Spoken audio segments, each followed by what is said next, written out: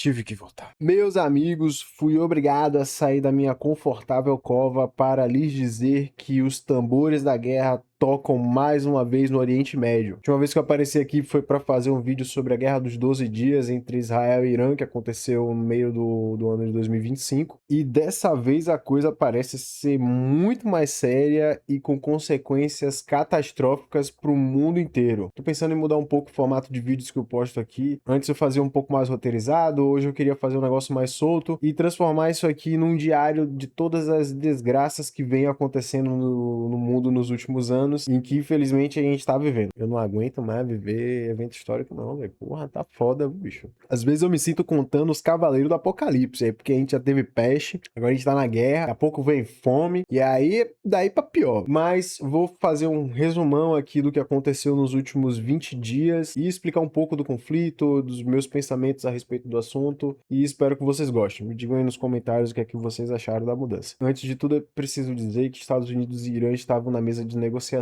já há um certo tempo para fazer um acordo sobre o programa nuclear iraniano. O Irã busca um desenvolvimento pacífico do seu programa nuclear, pelo menos o que eles alegam, ao mesmo tempo que vem caminhando para a elaboração de um dispositivo nuclear. É o que chamam dentro dos meios especializados de o limiar nuclear. O Irã está muito próximo da capacidade de desenvolver uma arma. Só que isso já é propagandeado pelo Benjamin Netanyahu há pelo menos desde os tempos de Abraão, tá ligado? Ele já vem falando sobre isso há muitas décadas, então o Irã está próximo de construir uma bomba nuclear da visão israelense desde os anos 90. Haviam indícios apontando de que a negociação estava seguindo um rumo positivo. O Irã declarou isso, o Oman, que estava mediando as negociações entre os dois países, também afirmou que os rumos estavam sendo positivos, mas o que nós vimos foi uma virada de mesa e no dia 28 de fevereiro, Donald Trump deu início à operação Epic Fury, em português Fúria Épica, e Israel deu início à operação,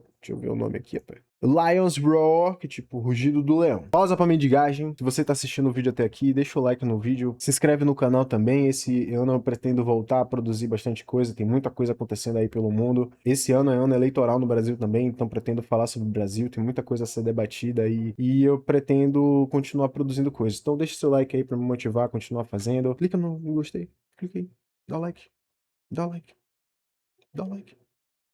Se inscreve aí. Fim da mendigagem. No início do conflito, Israel e os Estados Unidos atacaram o Ministério da Defesa, instalações nucleares, bases de mísseis, centro de tomada de decisão iraniano, inclusive bombardearam a casa do Ali Khamenei, o supremo líder do Irã, assassinando ele, a sua filha, a sua neta e diversas outras lideranças do Irã também foram assassinadas. Nós tivemos também um bombardeio de uma escola que deixou centenas de crianças vitimadas, que no início foi negado pelos Estados Unidos, mas hoje a gente já tem a confirmação de que realmente foram mísseis Tomahawk que aí destruíram a escola. E a partir disso nós tivemos a retaliação do Irã. Só que dessa vez aconteceu algo diferente do conflito do ano passado. Na Guerra dos 12 Dias, Irã e Israel trocaram golpes, trocaram bombardeios mútuos ali, e ambos saíram bem para sua população local. O Irã pôde cantar vitória para sua população de que olha só o que a gente fez com Israel. Israel também pôde cantar vitória para sua população local dizendo olha só o que a gente fez com o Irã. Porque existe um detalhe muito interessante aqui que pouca gente tem notado. Pensar numa incursão aérea de Israel em território iraniano há 20 anos atrás era algo virtualmente impossível, ou pelo menos muito custoso. Hoje em dia é uma quarta-feira normal para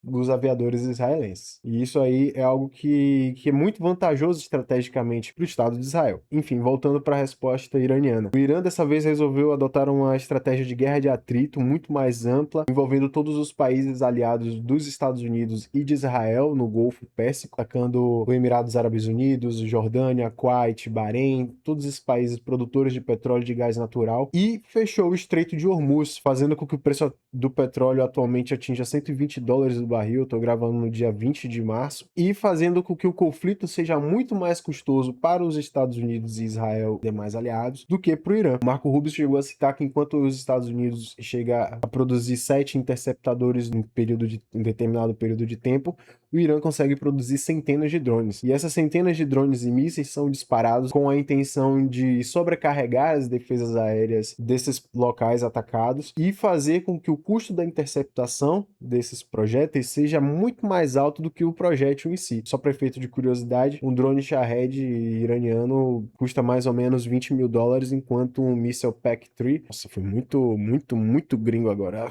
O míssil PAC-3 chega a custar alguns milhares de dólares. Então essa guerra tem sido muito custosa para os Estados Unidos. A estimativa mais fraca é de que os Estados Unidos estejam gastando por volta de $1,5 bilhão por dia de guerra, fora o custo que o mundo está pagando pelo conflito, porque do Estreito de Hormuz sai 20% do petróleo consumido globalmente. O preço do barril antes do conflito estava na casa de $60, $70, agora praticamente dobrou de preço. E a gente não tem um fim no horizonte. Os Estados Unidos não têm a capacidade militar de abrir o Estreito de Hormuz, pelo menos não a capacidade política para fazê-lo, porque as baixas e perdas provavelmente seriam muito altas. A gente está falando de uma guerra assimétrica, a gente tem um exemplo da Ucrânia aí para ser analisado. A marinha russa foi basicamente expulsa do Mar Negro porque você tem um navio que leva anos para ser construído, tem um custo altíssimo e ele pode ser abatido por um drone de algumas milhares de dólares ou algumas centenas de milhares de dólares, que é operado à distância, de maneira furtiva, que dá um trabalho do cacete para você poder abater. E aí você vai ter um porta-aviões estadunidense sendo atingido por um míssil iraniano, que seria um vexame político para o Trump e para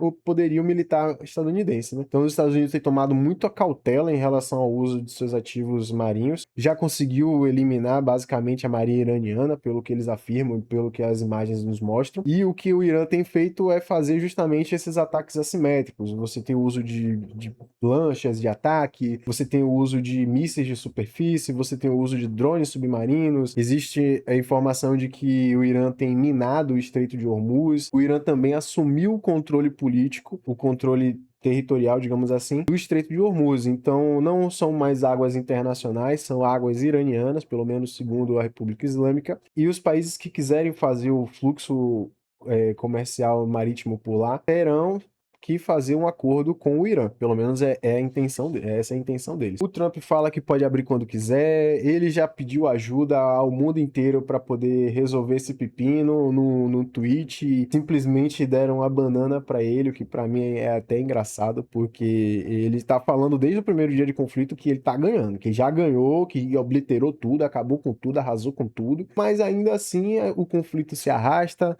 não tem um horizonte de conclusão, não tem uma saída honrosa para os Estados Unidos em que eles possam simplesmente sair cantando a vitória. Estrategicamente para o Irã, cada dia que o regime dos ayatollahs se mantém é uma vitória estratégica, porque os Estados Unidos entrou na guerra com a intenção de alcançar alguns objetivos políticos. Primeiramente, a destruição das capacidades militares do Irã, a destruição do programa de mísseis iranianos, a destruição do programa nuclear iraniano, a destruição da marinha iraniana e a mudança de regime para a instalação de um governo mais alinhado com o Ocidente. Isso daí é dito abertamente pelo Trump.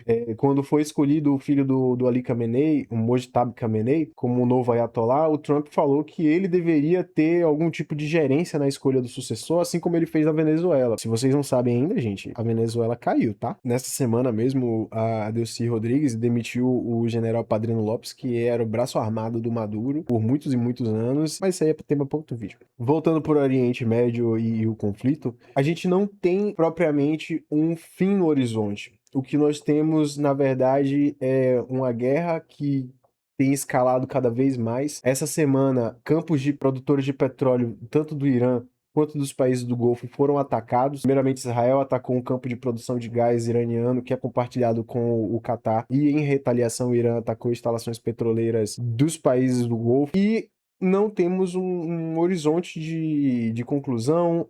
A guerra já está na sua terceira semana. Hoje é sexta-feira, amanhã, sábado, fazem 3 semanas que o conflito começou. E tudo indica que nós teremos uma piora. Torçamos para que os países, as outras potências globais não sejam envolvidas no conflito, não, pelo menos não diretamente, porque indiretamente tanto a China quanto a Rússia estão apoiando o Irã no conflito através de inteligência militar. Tem um navio de inteligência chinês que já está no Golfo Pérsico há tempos, e os satélites de inteligência. Nossa, que trava-língua da desgraça. E os satélites de inteligência chinesa já estão monitorando as ações americanas em tempo real e tomando notas a respeito disso. Infelizmente, a gente tem motivos para crer que tanto a Ucrânia na Europa quanto o Irã na Ásia são grandes laboratórios do que pode vir a ser a próxima grande guerra. E é isso, muito obrigado a quem assistiu até aqui. Deixa um comentário caso você tenha gostado. Caso você não tenha gostado também, deixa um comentário para poder saber o que é que você não gostou. E a gente pode ter um debate saudável a respeito do assunto. Eu sei que é um tema bastante sensível e que mobiliza muitos afetos, como todo conflito militar, mas vamos tentar manter um pouco de sanidade, tá bom? Um beijo no seu sorriso e fique seguro, porque tempestade está sempre no horizonte.